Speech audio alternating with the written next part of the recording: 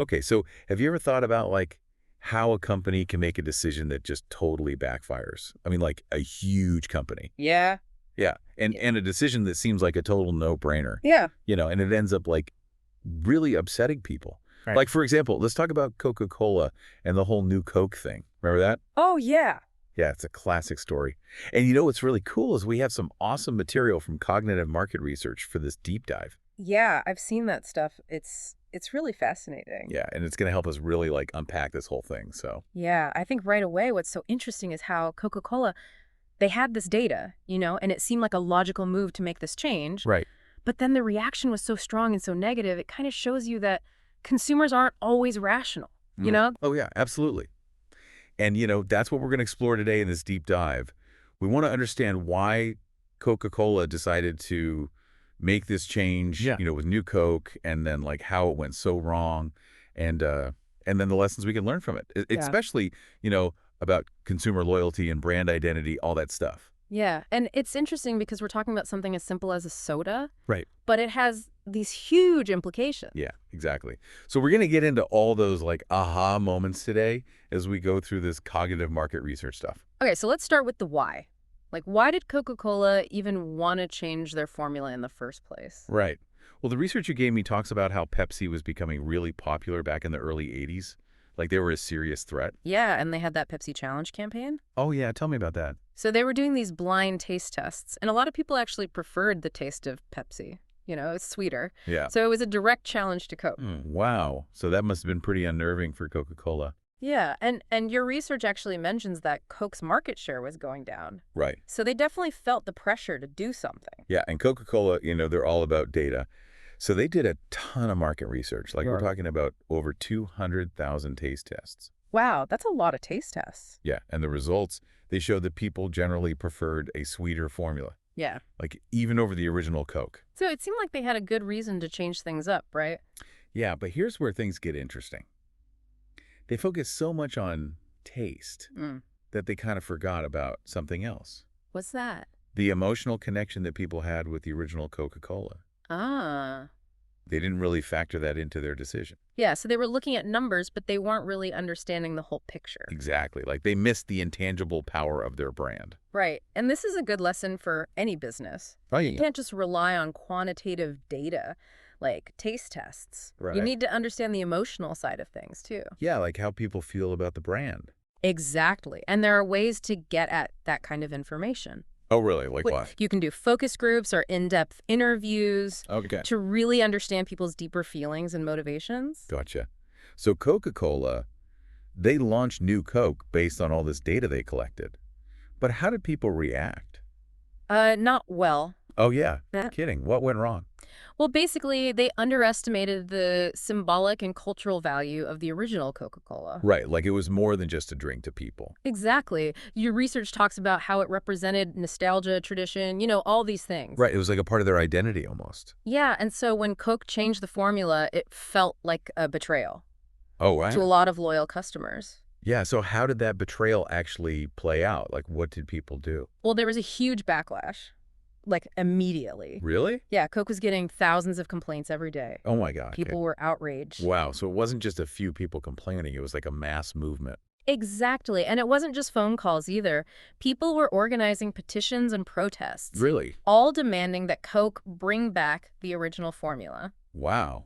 So people were really passionate about this. Yeah, I mean, it shows you how powerful brands can be. Right. It's like Coca-Cola was a symbol of something bigger. Yeah, and media picked up on that too. Of course. They framed it as this battle between like big corporations and the average consumer. Right. It was like David versus Goliath. Exactly, and that narrative really resonated with people. Yeah, it definitely added fuel to the fire. Yeah. So, okay, Coke totally messed up. They really misread the situation. How did they get out of this mess? Well, they realized they had to do something drastic, and they had to do it fast. So Yeah. they decided to bring back the original formula. Really? After only like, what, 2 months? 79 days to be exact. Wow, that's pretty amazing. Like they admitted they were wrong and just went back to the old way. Yeah, and that's a really important lesson for any business. Oh, yeah, what's that? Sometimes you have to be willing to admit you made a mistake and change course, Yeah. even if it means like reversing a big decision. Gotcha. So they brought back the original formula, Mm. But they didn't just call it Coca-Cola again, right? No, they rebranded it as Coca-Cola Classic. Ah, that's so smart. Why do you think they did that? Well, for one thing, it helped distinguish it from New Coke, Right. but it also really emphasized the heritage and tradition of the original formula. Yeah, it was like a way of saying, hey, we're back to our roots. Exactly. And how did people respond to that? They loved it. Really? Yeah, Coca-Cola Classic was a huge hit, and it quickly became the top-selling soda again. Wow, so they really bounced back from that whole new Coke debacle. They did. And, another thing that helped was how they communicated with the public. Oh, right. Like, what do they do? Well, the CEO at the time, Roberto Goizueta, he made a statement that was really humble and self-aware. Oh, yeah. What did he say? He said, "The truth is we're not that dumb and we're not that smart." Wow. That's pretty amazing coming from the CEO of Coca-Cola. Yeah, it really humanized the company. Right. And it showed that they were listening to their customers. Yeah, it was like they were saying, hey, Yeah, we messed up, but we're learning from it. exactly. So, it's funny. In a way, the whole new Coke thing was a disaster, Mm. but it ended up giving them a ton of publicity. Yeah, it's kind of ironic. Right. Like all that media attention actually helped boost their sales in the long run. It kept Coca-Cola in the spotlight. Exactly. And your research even mentions that their sales went up by 8% the year after they brought back Coca-Cola Classic. Yeah, it's a great example of how even a negative event can have positive outcomes if you handle it the right way. Right. It's all about how you respond and how you communicate with your customers. Exactly. So let's zoom out a bit and talk about the big lessons here. Like, what can other businesses learn from this whole Coca-Cola New Coke saga? Well, I think the biggest takeaway is that you have to understand the emotional connection that customers have with your brand. Right. Like, it's not just about the product itself. It's about what it represents to people. Yeah, and your research talks about how market research needs to go beyond just measuring things like taste or functionality. Right. It needs to explore the emotional and cultural significance of the brand. Gotcha. So it's like you need to do both quantitative and qualitative research. Exactly. Okay, what else? Well, another important lesson is that you should involve your customers in the product development process. Oh, yeah, like get their feedback early on. Right, because if Coca-Cola had done that, they might have realized that people weren't ready to give up the original formula. That's a good point. Oh. Okay, so understand your customer's emotional connection to your brand and involve them in the process.